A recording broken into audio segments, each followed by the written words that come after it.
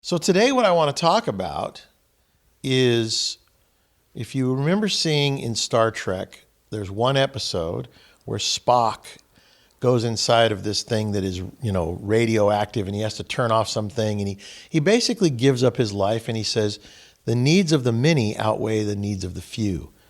And so he gives up his life. And it's like his skin is peeling off, and he's basically dying, and he's talking through the thing to Captain Kirk. And I remember even as a young boy it was probably 1968 or 9, right? Because that was only on 2 years, Star Trek, right? It was only on 2 years, yeah. So it was 68 to 70, I think, something like that. And I remember even thinking as a young boy how important it is that we don't be selfish human beings and live only for ourselves. And so many of us, that's all we live for, is we just live for ourselves. To hell with everybody else. He or she doesn't want to listen to me, to hell with them.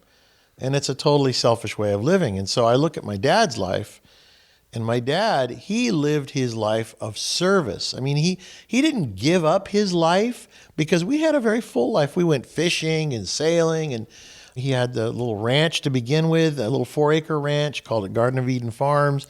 And he planted all these fruit trees, and everything bared fruit, even cactus on the fences. He wanted cactus to help keep people out, but they bear fruit. And I remember thinking, I'm not going to eat a cactus fruit. What is that? Yuck. But my dad was, everything was edible, right? And matter of fact, the one time he turned the sprinklers on, he said, I want you to turn those sprinklers off in a few hours. And I forgot.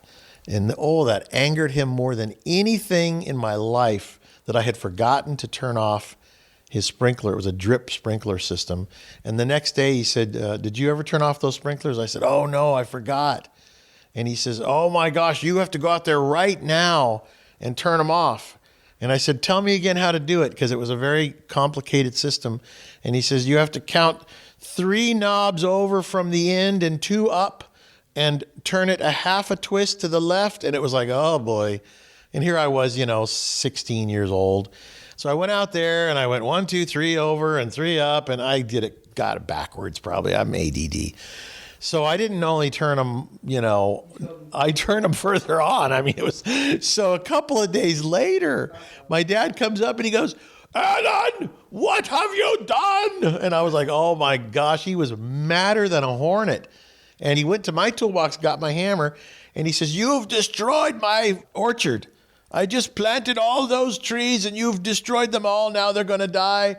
And he says, I'm going to show you what that feels like. And he hit my MG. I had a little MG convertible. He hit it 54 times with a hammer. He says, how does that feel? And I was like, oh my gosh. Well, I learned a good lesson that day. Of course, I was a body man at that time. So I put my grinder on my air hose, and hooked it on there, and just ground all those little dents down, and got a big bucket of Bondo out, and I filled them all in. And by the end of the weekend, it was all fixed, and I sold the car. And so I made the best of it, but I realized I made a big mistake. I didn't care. I didn't care about him. I was completely selfish. I didn't call him up, because it was before cell phones, obviously. This was 1976. I didn't care enough to make a phone call. Dad, tell me again. I got out there and it was way complicated, so I drew a diagram. See, if you care, you go the extra mile. If you don't care, you walk out and you flip a knob, and and it's funny because just this morning I have a tree that I transplanted, and I went out there and I could see that I had left the water running all night long from yesterday. It didn't look, I thought, well, it doesn't look like it's that saturated. And I put my foot, I just kind of put my foot on the ground to test it. And literally it went up to my ankle, and I had to change my shoes and everything. It was completely like pudding. Because when you have a drip system, it'll just saturate the ground, and it's just, and it's bad for it. It's really bad for it. You're not supposed to get them to where it's like pudding. And I thought about that whole scenario. Here it is, like 40 years later, 43 years later to be exact. And I thought to myself, I thought he was insane at the time. I thought, my dad's crazy. But how do you teach a young, selfish person a lesson? Sometimes you have to be pretty pretty strong with them. And my dad was always pretty strong with me. And I think that perhaps as much as my wife has always called me the Hammer, I got it from my dad, the Hammer. I'm the Hammer Junior. As my kids have grown up, I don't have to be near as much of a hammer anymore. But when they were teenagers, I felt like I had to really, really be the guardrail. And too many parents just say about their kids, to hell with them, let them learn. They'll learn the hard way. They'll learn from the school of hard knocks. Who wants to allow their kids to learn that way? It's easier, what did they say? An ounce of prevention is better than a pound of cure. And in the moment, if you think about how you can correct your kids and you can, have the courage to be strong with them, because most people, they don't have the courage to be strong with their kids. They don't have the care, the love to want to have to deal with it, because it's a fight. It's a pretty good fight. Or you can say, all right, I'm going to show you who's boss. And if you want to live in my house, you're going to live by my rules, which I've had to do with my kids a number of times. But away from kids for a moment, because all of us are adults, I think, that are listening to this show and that are here, we have to realize that we are the apostles. We literally are the teachers, the apostles, because we have insight, I believe, that many don't. In the valley of the blind, the one-eyed man is king. And if each of us in our little,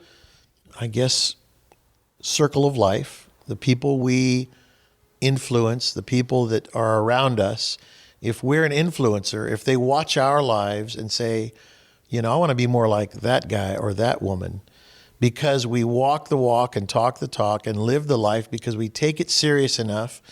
Because don't you want to finish well?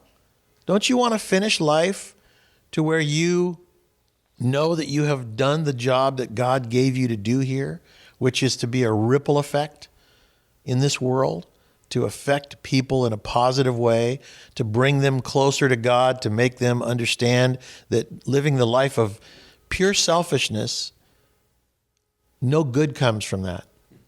No good comes from living a totally selfish life. You perish, and that's the end of that. Or you can I think a lot of people look at my dad now that he's passed on. They go, you know what? A gentleman walked up to me and he says, your dad's still here. I feel him. And I feel him too. Just this morning, I was telling you about my story about the tree. I thought to myself, I could hear my dad's, giggle a little bit. See, what goes around comes around. You eventually get a chance to kind of relive that or live that and see that thing that you did. And it's funny because my wife and I are both going through a similar thing in business right now, because her mom and dad have both since passed on, and she's the executor of her and her sister are co-executors of her estate. And they have to work together and do all this stuff. And then you get into arguments, and every now and then there's a lawsuit, and you have to deal with things that, disagreements.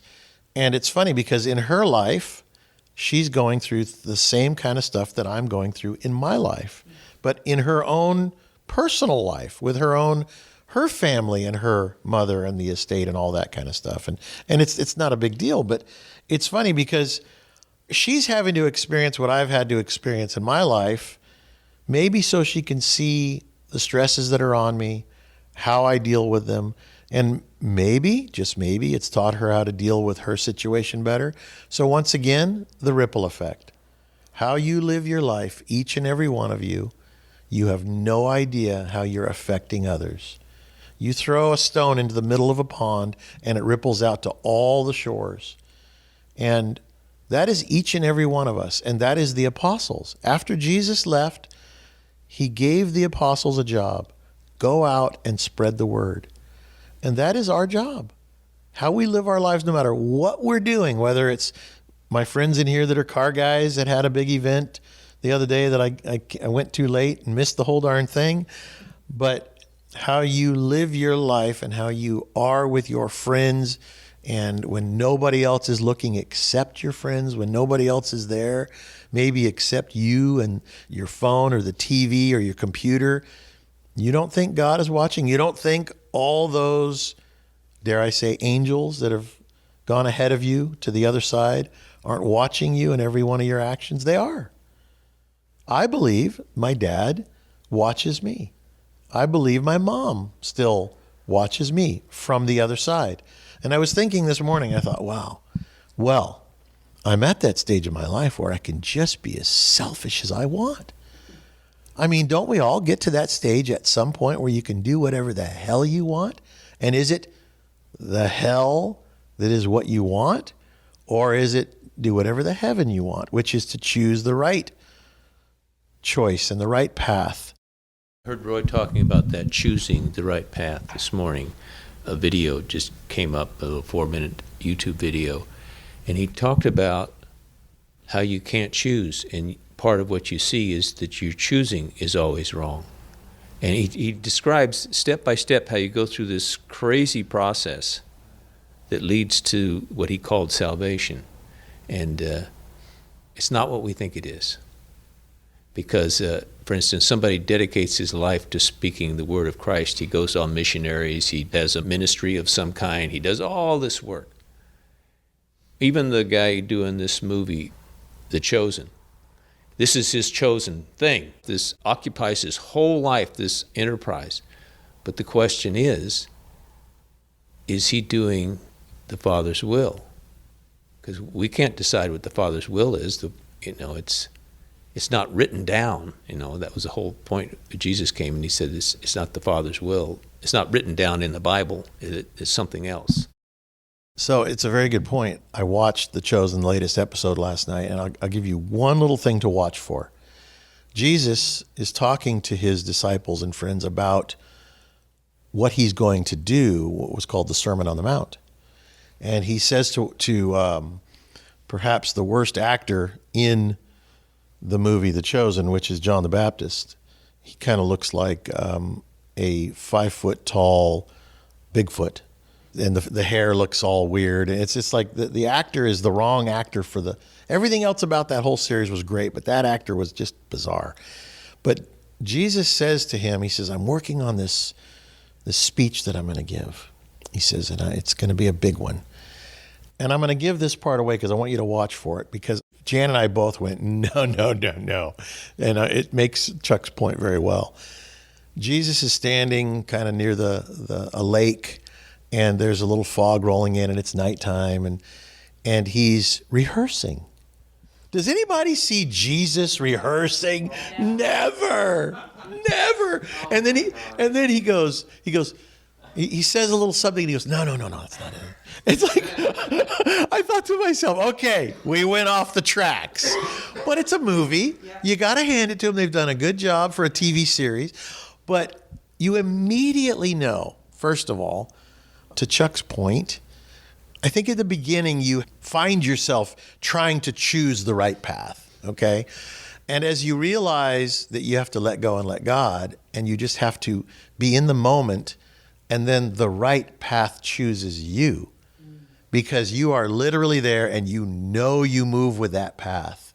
And I've said it before, my mother-in-law used to say it all the time, this I know. And when my mother-in-law would say, this I know, it was like, all right, I'm not going to argue with you because it's maybe a divine knowing. Okay, well, whatever you want to call it. But I can use my own life as an example, and that's all I can do because that's the only one I have.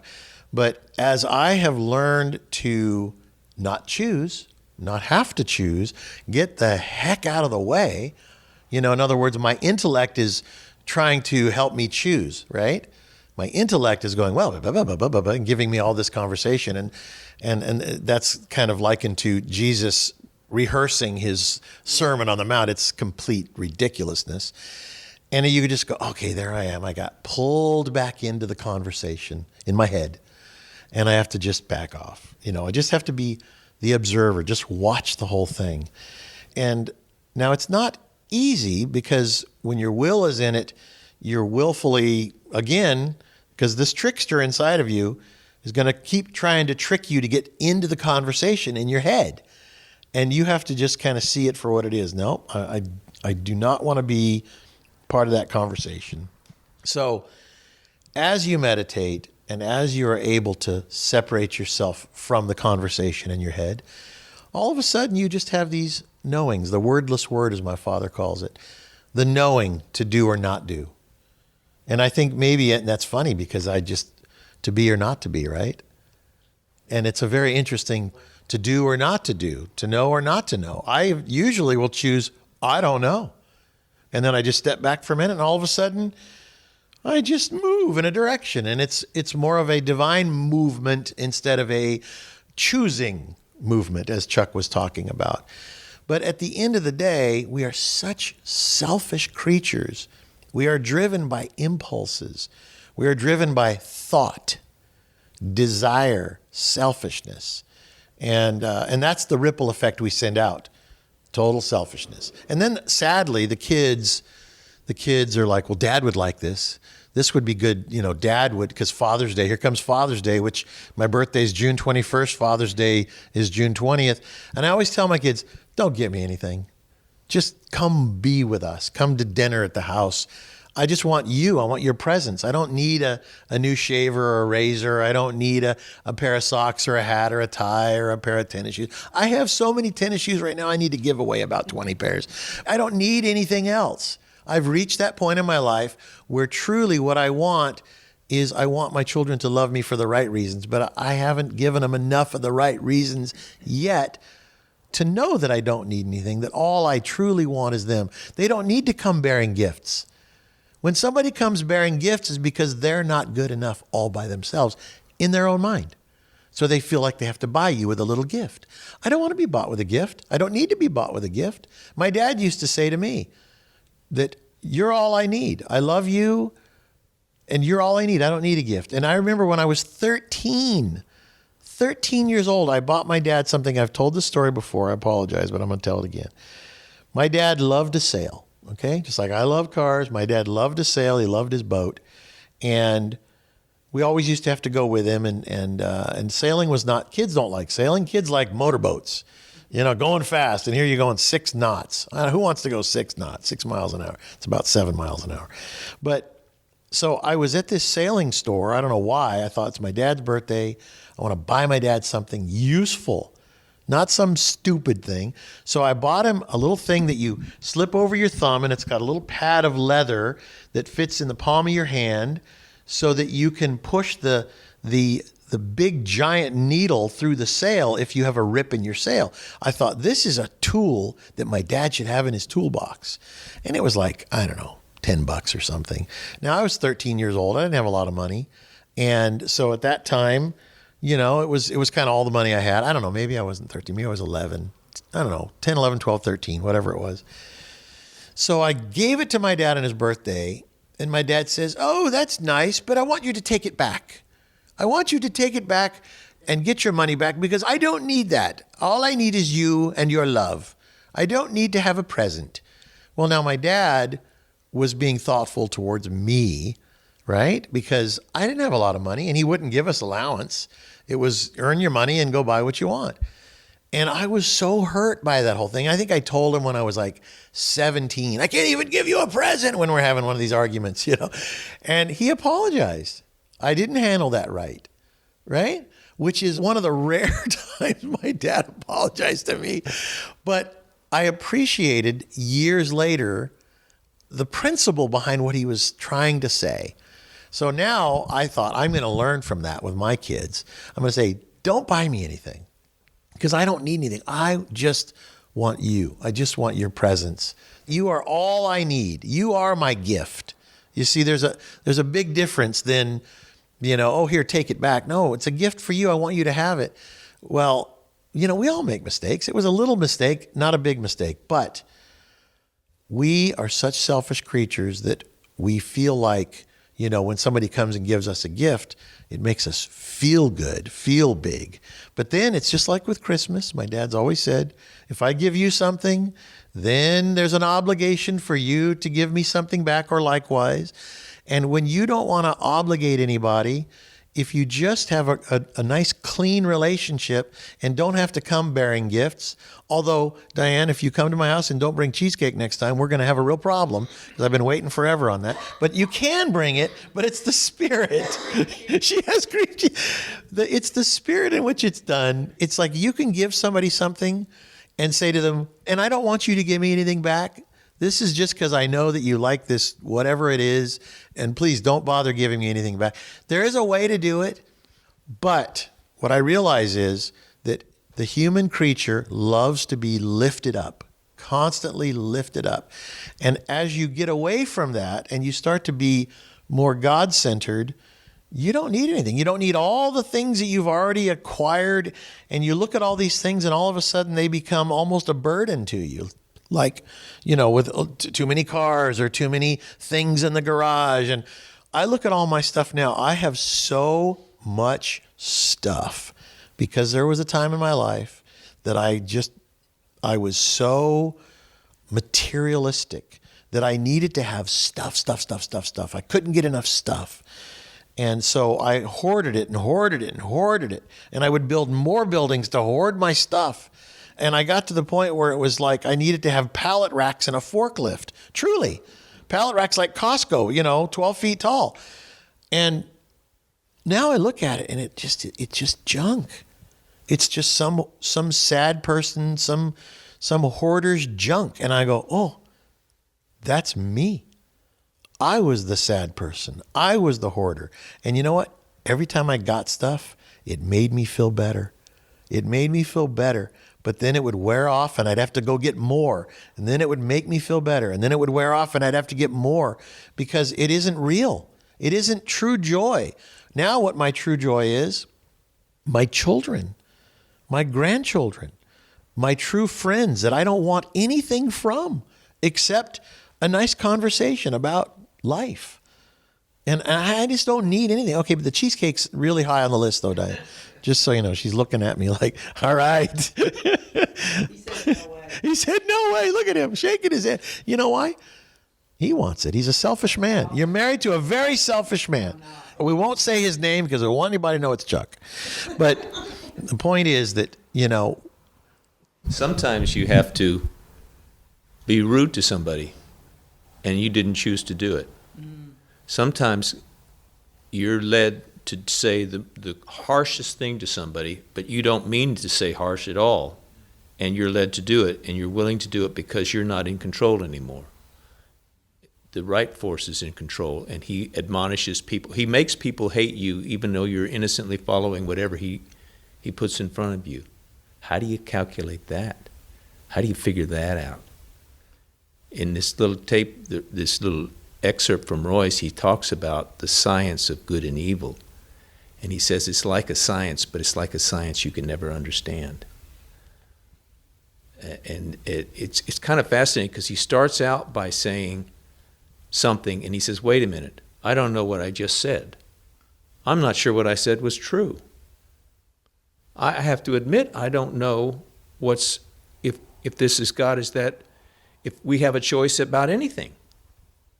And then within about 30 seconds, all of a sudden, he's talking in such a way that explains the whole mystery of what Jesus came to do and how it worked in such clear language. And within 1 minute of explaining it, it just came out of him.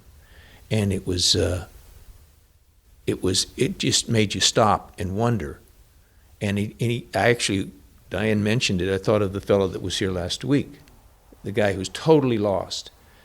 He might hear the end of that, and it could register because what he said, he talks about the people who are totally lost. And sometimes the people who are totally lost are the closest to realizing what they need to realize. They are the closest because they've gone down the farthest. And he says, I don't know why some people can hear and some people can't.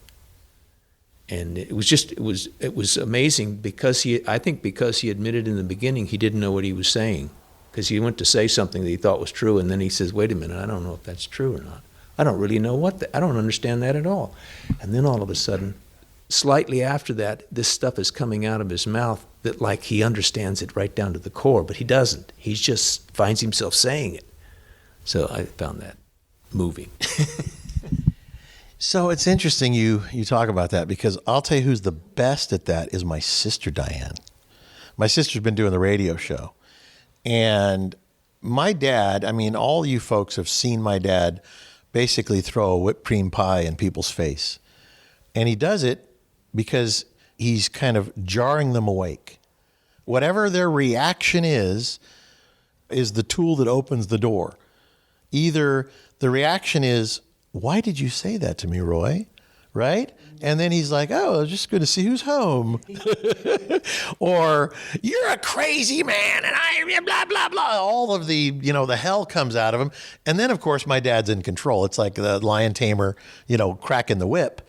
And my sister does this, and I've learned with my sister, and God bless her, she's a lot like my dad in that way. And she's learning much better how to use that technique, I guess you might say. But she did some. Well, I mean, it is for the lion tamer. The cracking of the whip is a technique, right?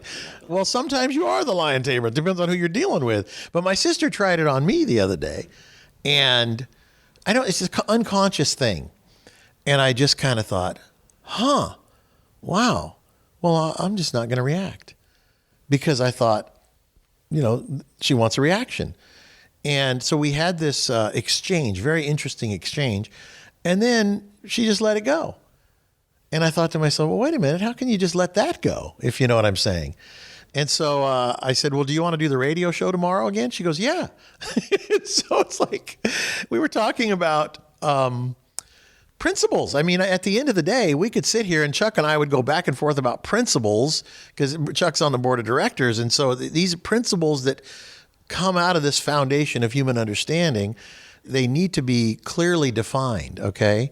And as we go through this, if I start going off the rails, it's his job and the other board of directors to go, hey, you're going off the rails. UFOs and Martians? What is that? If you know what I'm saying. So yeah, I expect people to put me in line. I hope that somebody has enough courage to stand up and say something. Just because I'm Roy's son doesn't mean I'm perfect and a long way from it. I'll tell you that right now. But I do believe that as I'm on my journey, my dad is kind of whispering in my ear, and maybe it's just my own memory bank of things that my dad has said to me all my life. And I imagine that you guys all have the same thing, where you hear my dad saying something, whether it was on the radio you heard in 1975, and you're like, oh, there it is. I have finally lived long enough to actually see it before I fall prey to that evil that has been using me all these years. But I'm happy to say that I'm at the stage of my life where I see it. And I saw it with Chuck, oddly enough, and my dad years ago with the name thing, when he used to make fun of your name. And I remember going, what the heck are you doing to Chuck, the poor guy? And when Chuck saw it, believe it or not, the ripple effect, I saw it. And I was like, good on you, Chuck. Because guess what? The ripple effect, I got to see it too. And however many other people saw it because of that. Because when we stand our ground and just know that we don't know, and watch and let God breathe his breath of understanding into us, and other people bear witness to that, then the ripple effect happens in a positive way. Well, what I've noticed is what you see triggers something in you, and when you speak up about that, it triggers something in somebody else. It's just a little bit different, just a shade different, but that shade is something that brings it into their life. Mm-hmm. And it's your shade. Yeah.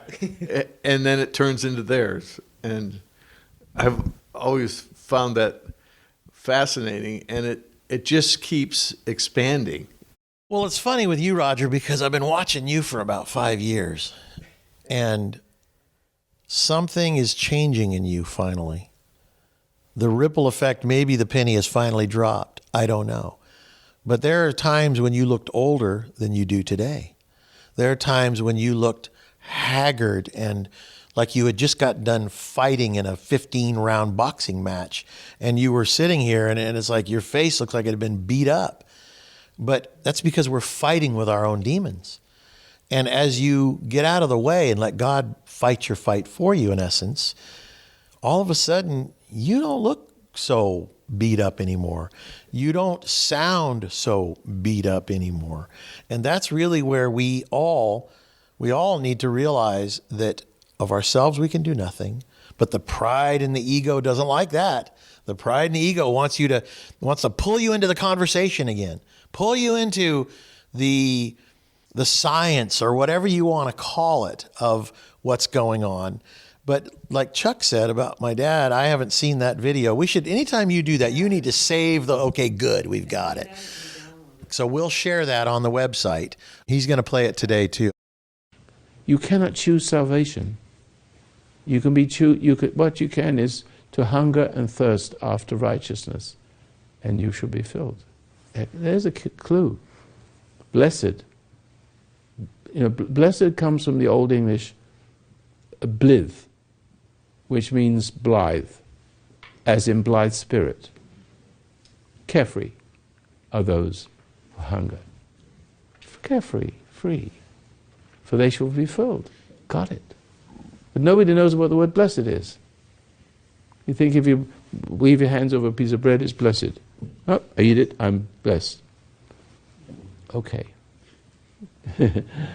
See, the thing is, it is something in a person you cannot put there. God can't put it there. God won't put it there. But maybe he does. Second thought, maybe he does. I have no understanding of it, so there's no point in me trying to pontificate on this. Whatever, it's a mystery to me, but you're here, and other people are not. They run to another preacher will preach them, the kind of false things they're looking for, that sweet nothings in their ear. So, what is salvation is it comes because of a longing. And this longing comes from being dissatisfied with your other longing. Because there's a part of you that recognizes after a while that the things of the world are not making you any better.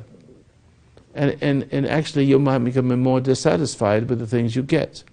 And frustrated because you don't get them. And there's a point where, a pivotal point where says, I'm not happy with all this. I'm not happy wanting it. I'm not happy getting it. And when I get it, I want more. And when I get more, I'm not happy with it. And so it comes to a point where it says, something's wrong. But the minute you see that something's wrong, you'd be surprised. That's the truth. Something is wrong. That's the first something wrong you see. That's the most important something wrong you can see. From that springs a tendency to want to back off from those things. It's sort of like reject them, but maybe you can't. And you struggle. And it gets worse. And you say, why am I getting worse by struggling? Because I don't want this stuff, but I'm vomiting in my own beer, so to speak. So you have those machinations going on inside. But the agony is always increasing the cry for the real answer, none of which is that.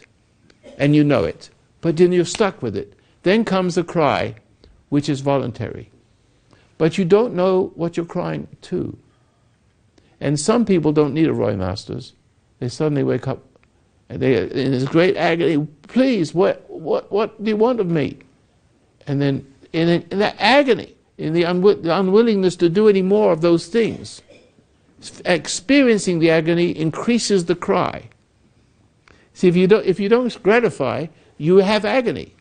And if you're not ready to experience agony, which it's a good pain.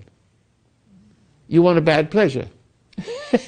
See, you got it backwards. Because the choice between good and evil, and when chosen, is always backwards.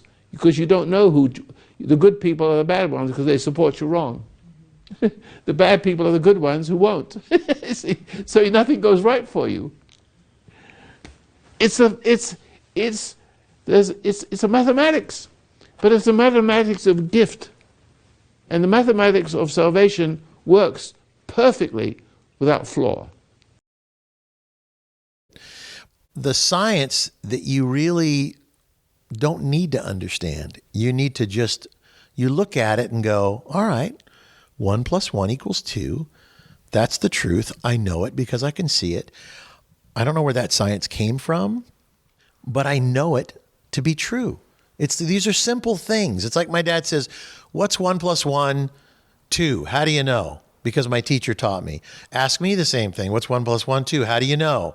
Because I can see it to be the truth. I can see it for what it is. And there's sometimes when you hear my father speaking and it's like, wow, that's so heavy.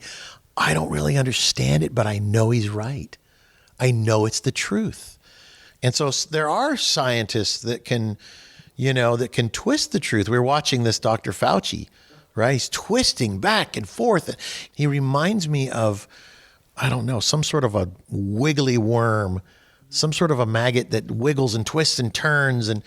And you watch him and it's like, the science, a science. You got to trust the science. But I look at the man and I go, I don't trust you. So, there's a little difference there. That's what I see in our president. I remember in math class, a teacher said, 0 doesn't mean nothing. It's a placeholder. And that's why I see Biden. He is a placeholder. And when I listen to his words, they're empty. He mouths the words, but the meaning behind them isn't there. And I think it's very interesting to listen to him, and it's very disappointing because the words that he's saying just don't have any meaning because he's not standing behind them. So when you say it's disappointing, let's talk about that for a minute, because my dad says, don't believe, don't disbelieve. Don't be disappointed. Watch it, see it for what it is, know what you know, and then step out of the way. Because at the end, don't we all know, God wins. So if you're disappointed, that's part of that being pulled into the conversation that's up in your head. And then you start kind of this spiral. You get caught up in that eddy, as we're talking about in the river. There's a little twirling eddies on the side. And the flow of your own life, it disrupts the flow of your own life. I know what you're saying, but I see it a little differently. I mean, you can tell a man of character when you're around them for a very short period of time. And it's like something inside of you testifies to the truth when you hear it and when you know it. But I think when I look at like a past president like Obama, he had such potential to bring an end to a lot of race issues, and he didn't do that for whatever reason. And so when I see that, I'm disappointed in him that he wasn't able to do that. But I don't see that I'm getting sucked into that, although it is a judgment on my part. But I think it's more, I like to believe it's discernment. If it's discernment, that's one thing. But look at that word, disappointed, right? If you look at my dad, I'll just use my dad as an example. He got to a point in his life where he was almost like an observer standing on the bank of the river, watching the river go by. And not judging, just watching. And if you're appointed, then you have a job to do. If you're not doing your job right, what do you get? You get disappointed. You're no longer appointed to do that job. If you look at yourself like an apostle, like you have a job to do, and you Too much pressure for me. She says, that's too much pressure for me. And it may be. So look at that. Just stand on the side and look at it. I know that I got a job to do. I don't know what the job is every day. I wake up ready to go. Okay? In the movie, The Chosen, John the Baptist asked Jesus, he says, kind of like what you just said, Diane. He said, are you ready for this? There's so much pressure. He says, I'm ready for whatever God gives me. He said, I just show up and do it, basically. He didn't say those exact words, but basically he says, I just show up and I know what to do. But he says, I'm ready. I'm always ready. I'm ready to do whatever job God gives me to do. So I feel like, and that's our kind of little silly thing. We've always said, just show up, right? And I did a talk about 2013, I stand ready, okay? And that really is my mantra. I always stand ready. Don't know what I'm going to do today. Don't know what I'm going to be called to do today, but I stand ready. So if I look at my life as a man who could be called to do God's work every day, but I don't know. Today, maybe I'm going to have to go out and dig in the sewer. That doesn't seem like God's work, but guess what? I'll do it while I'm waiting to do God's work. And it turns out that it is God's work, because at Tall Timber Ranch, there was 2 feet of grease in the sewer. 2 feet thick in a 1,000-gallon tank. So we unburied the lid, and we finally found it. It was in the vines, and it was just a mess. And the guy says, yeah, this is a 1,000-gallon tank, 2 feet of grease, and below that, we don't want to talk about it. But some days you got to dig in the sewer, which you don't equate that to God's work. But guess what? If God's bathroom backs up and the church gets filled full of poo, then it's because you weren't standing ready to do whatever you got to do. Cleaning the toilet someday is God's work. I think what I want to say is the way you said that was a pressure. I feel I'm ready. I don't know what I'm going to do next. But the way you said it's your job to go out and to do, I don't look at it like that. Fair enough. And that's good. That's fine, because you're standing ready. You feel a little pressure. I will say that there are people, right? You feel pressure from the way I said it. I needed to clarify. The way you said it made it seem like I have a job to do. I really don't have a job to do unless he gives it to me. I wish you could see the face. And sometimes the job is to pull back. Yeah. All of a sudden, she had that happen this morning. She was going a course. She'd done all this work. She'd done all this exploration. And all of a sudden, she got a sign. And she says, I'm leaving this. This is wrong. I'm selling some stuff on Facebook. And she says, this isn't going to work. And that's good. Sometimes it's pulling back. And even though you don't know what next to do, you don't have to do anything if there's nothing to do. And you just say, wait a second, this is not working. And you pull back and wait. And there's a magic in that. And you don't do it because, well, this is what God said to do. Because if your mind is telling you what you're supposed to do, you're getting it from the wrong place. Absolutely agree. Absolutely agree. But I will say, of course, you guys are a little closer to the tree of life, I guess you might say, which is because, I mean, listen, at some point in life, you eat the fruit, the forbidden fruit of the tree of the knowledge of good and evil, or you get your nourishment from your Creator. And it's 2 different things. One is consuming, the other one is literally standing in the light of God and allowing Him to show you which direction to do. But there are so many people that I see, that I know, that I've watched my whole life, that sit and do nothing. And all it takes for evil to prevail in this world is for good men to do nothing.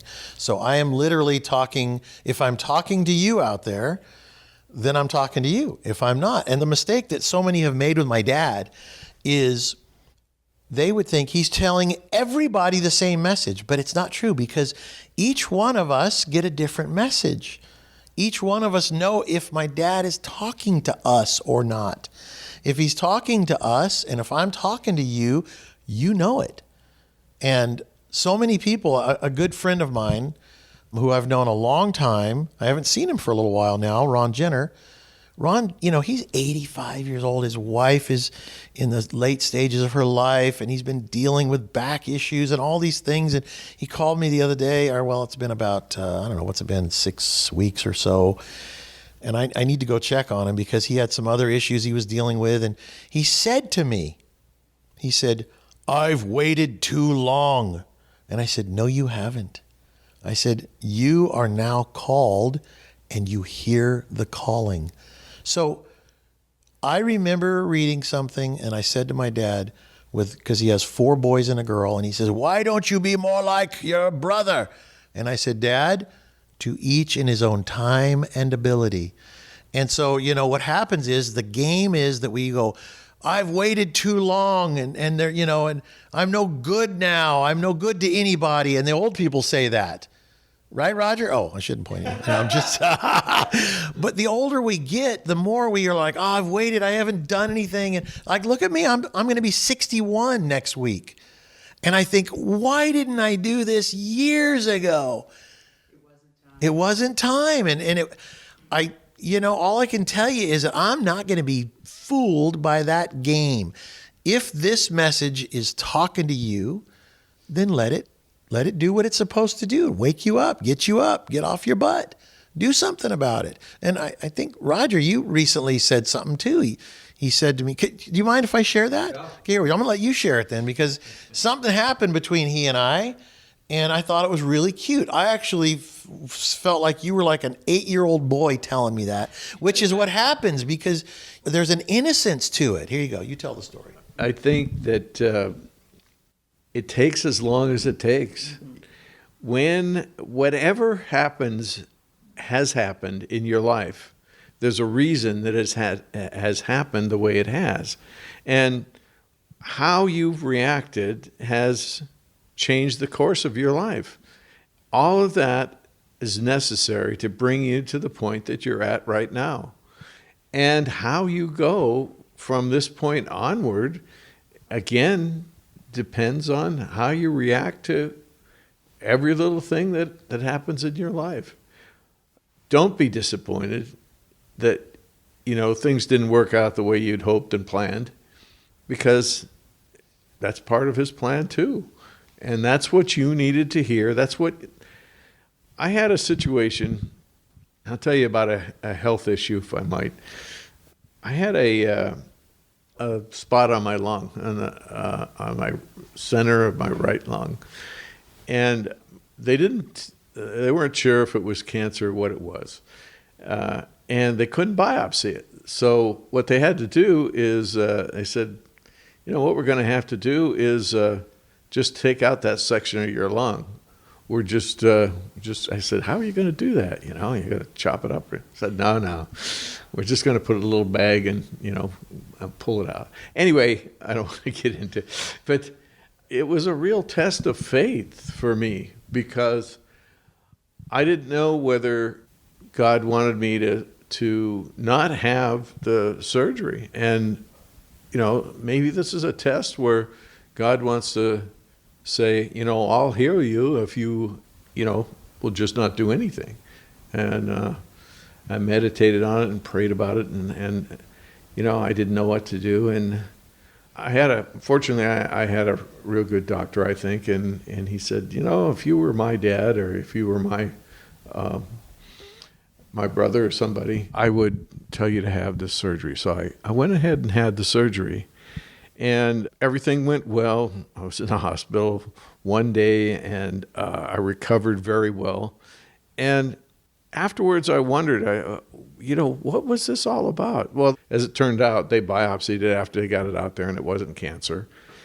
And I thought, what was all of this about in my life? And it was to teach me a lesson. It's just something that I had to go through. It was part of what I needed to go through. And you're going to have these things in your life that you're not going to understand, but they're there for a reason. And it's there for you to learn from. Unfortunately, if you don't learn from those things, they're likely to repeat in your life until you do learn those things. And I don't know, that's not exactly what you were going to say, but... No, it's not. So I'm going to tell it. Actually, that was just as good, though. The other day when I had the cross, it was been about a month ago, and I held the cross over one gentleman, and Roger says, Alan, it's me. It's me that needs the cross. And then later on, of course, he had a little cry, and that was fine. And maybe it was just a little release that he needed and wanted. But then afterwards, I think I saw him somewhere, or we called and talked, and he said, I wanted to help you. And so he offered himself so that he could help me. And I thought to myself, that was an unselfish, loving thing that he offered, which was he offered himself up as a kind of a sacrifice to the cross, in essence. And I thought, that's an interesting thing. But ever since then, Roger has seemed more alive to me, more open, and I'm attracted to that that he is open and willing. And he said that he was going to do some stuff with hospice, and he's been looking for ways to, make use of his life. Am I saying this right? Yes, you're shaking yes. But the reality is that you don't have to go looking for it. You, like Diane, who sits right next to you, she says, I just stand ready, right? Isn't that it? Yes. There's no pressure in that. Yes. No pressure. So I'm not trying to pressure anybody to be one of the apostles, but I am saying you must stand ready. And there's a consciousness about standing ready, like listening for if your parents are going to call you in, when you were a little kid, Diane, it's time to come home. If you get too far away, or if you're playing too loud, or you have the music up, you're not going to hear the Father calling. So you're going to miss the opportunity. And too many of us are so preoccupied in our fast-paced, loud, noisy lives, and the noise can be in our own head with our own conversations. We're caught up in these conversations that we don't hear the opportunity to be loving and helpful towards others, which then is the ripple effect that I'm talking about. So it's complicated. That's just life. It is a little bit complicated. But if you just get out of the way, shut up a little bit inside your head, you'll hear that calling. Well, I was meditating this morning, and this happens often. Right after I get up, I'm sitting up meditating, and I get up, and right away the thoughts are clicking on. Right after, like I had a song, this song that I had heard, a while ago. Was it the Bee Gees? No. No, but I'm not even listening to music now, and yet staying alive. It's that's a good song, but it's like there's a conspiracy to keep us always in the head. That's the real conspiracy. Because Chuck, you were talking about, I thought that was so awesome because there's such there's such a natural power in that, but it's nothing that we do. It's nothing that we can take credit for. It's just a natural way of being. And when that's been expressed to me, it has a great power to change because there's no judgment in it. And that. But when that same truth is expressed with judgment, well, there's a tendency to reject it in that way. And I wanted to just mention, because you mentioned the science and Fauci, because I've been following this, and I watch myself not to get too involved in it, but they've worked to destroy a lot of freedoms by fake science, because there's real science, there's honest science, and there's fake science. Same with media. There's a real honest media, and there's fake media, like Trump exposed. He did a good job at that. But science has become this catchphrase, and it's been their cover for a warfare on freedom, and that's really what they're doing. So, in watching you for a number of years, if you react to the injustice, if you react, and you did react far over too much reaction, it's the same kind of poison that'll suck you in, and it'll poison you, and it'll get caught. It's like it'll catch you up in your own head. Mm-hmm. And so that's why I say you have to watch from the bank of the river so that you can determine what's going on and how to live your life. And there's a lot to watch now, because the evil is so, I believe we're entering the Revelations period, and it's going to get a lot worse, I believe. It's funny because I said to my wife, I said, we're maybe buy this property or that property because we're selling one. And my wife says to me something like that. She goes, I think it's going to get worse. She goes, and the price of property will come down. And I'm like, I said, if it gets worse, the price of property may go up. So it's like you just have to watch. I got to sit next to this gentleman I haven't seen him before here. He says he's been listening to my dad since 1975. Are you local here? Yeah, I live in Gretz Fast. Okay. And so why the hell haven't you been here in so long? What happened is in the last year I had a stroke. And the thing is, in the middle of the night, I fell out of bed and I realized I had a stroke. And half my body was paralyzed. And it took me 3.5 hours to crawl from my bedroom to the kitchen. And the thing is during that period of time, I was fighting for my life. And I I tore my rotor cuff in my arm. My arm was just like a piece of meat.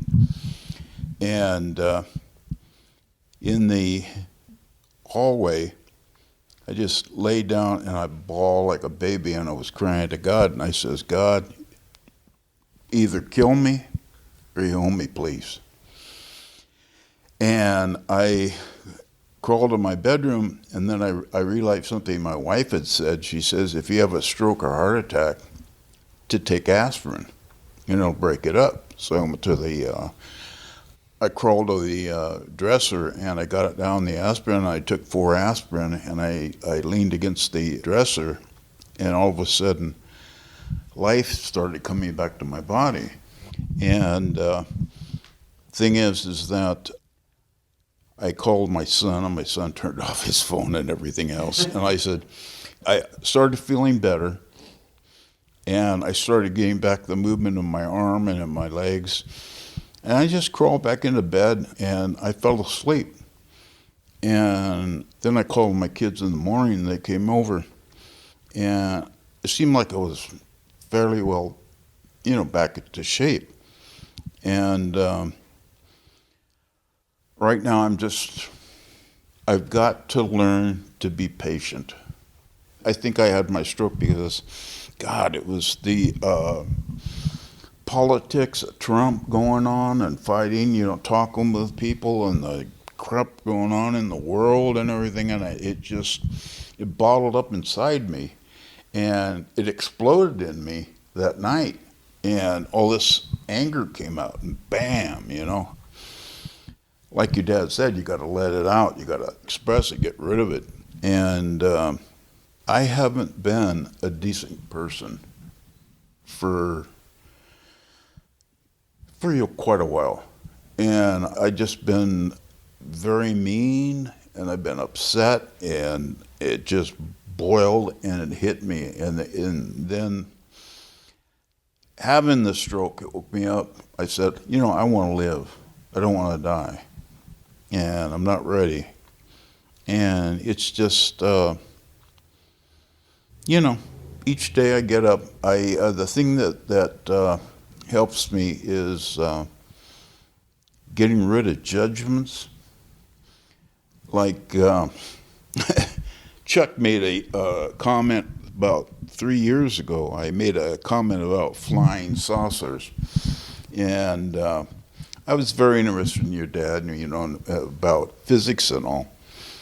And I realized that the sun puts out electricity in waves, and it goes throughout the whole solar system. And you ever heard of a guy named Nikola Tesla? He's got go to his website on the thing, and he's got a flying saucer there. And the point that YouTube has taken off the free energy generator that Nikola Tesla made, and it was generating electricity for blocks and towns. And they took it, and FBI took it, and just, hey, we don't want any part of free energy. We want oil and all this stuff that we can meter and all that stuff. And the thing that gets me, I hate jumping around like this, but I think we're going to be going through a very rough period right now. But it says in the Bible that I think there's going to be like a 3-year period. It's going to be rough. Store food and all that stuff. And Christ is going to come back, and he's going to reign for 1,000 years. And you don't want to miss it. No, and that free energy. I realized that God created a sun that's free energy, and he supplies energy to the whole solar system. Why wouldn't he give that energy to somebody? I mean, the knowledge of that energy to somebody else to help other people. So it would help us all. But yeah, so I've heard my dad say there's energy everywhere, and that's why he was tapping into, God's message to him about finding God in physics, And of course, he didn't care about the free energy. He cared about finding God. Where is God in this equation at the end of the day? And I remember I connected him with a physicist at General Motors because he said that he had, in his searching, had seen a wheel that would create energy as it spun, as it turned. And he had many conversations with General Motors, the physicist, and they were absolutely fascinated with my dad. And so, you know what? The future, we don't know what's going to be in the future. We really don't. And we just stand back on the bank, watch life go by, don't get energy to the point that it explodes in your head out of all this. Because, I mean, if you get angry at it, then you have what you had, or how it manifests itself in any of us, whether it be a gallbladder for me or a stroke for you. But the idea is to be still and know, to be calm. And as my father, the last few years of his life, I watched him, he got more calm. He continued to refine his life. And it was all based upon that stillness and that calm. And he could sit for hours and hours and hours by himself, just watching the thoughts, watching life go by, and sitting in wonder, because that's really what it boils down to. And then with the innocence that we have, God will use us for whatever it may be. And that's where we just stand ready. So what I want to do is I would like to finish well. And I know that I have a certain amount of life left, and the same with you, sir, and with all of us in this room and everybody listening. With the life that we have left, knowing that this is a perilous world and that there are few of us that will actually stand up when called upon, I want to be one of those people that are standing ready and being willing to do what it takes, no matter what it is, whether it's digging in the sewer or whatever. But because if I come back to this one thing I thought was beautiful I watched the Chosen last night, and it was about demonic possession. And Jesus happened to walk up. I hate to give away these little pieces, but they're so good. He happens to walk up when this guy with the demon possession has jumped on this other man and was choking him out. And Jesus just waved his hand and said, "Be gone with you." And the demon was gone. That's all he had to do was just, demon be gone, or whatever he said. You'll have to watch for it if you get a chance to watch it. What did he say? I'm going to go back tonight and watch. But the demon was gone, but it jumps into somebody else. And I'm going to leave it at that so you can watch and see what happens. Because it does. There's always a weak vessel, and it has no life. Evil has no life without us. Without us being just a weak vessel, unconscious, unaware, or angry at the politics, or angry at the children, or angry at the husband or wife. When the anger is there, the door is open. So if you want to finish well, you have to stay conscious. You have to be a clear-thinking, self-motivating individual who stands ready to do what God wants him to do. That's it.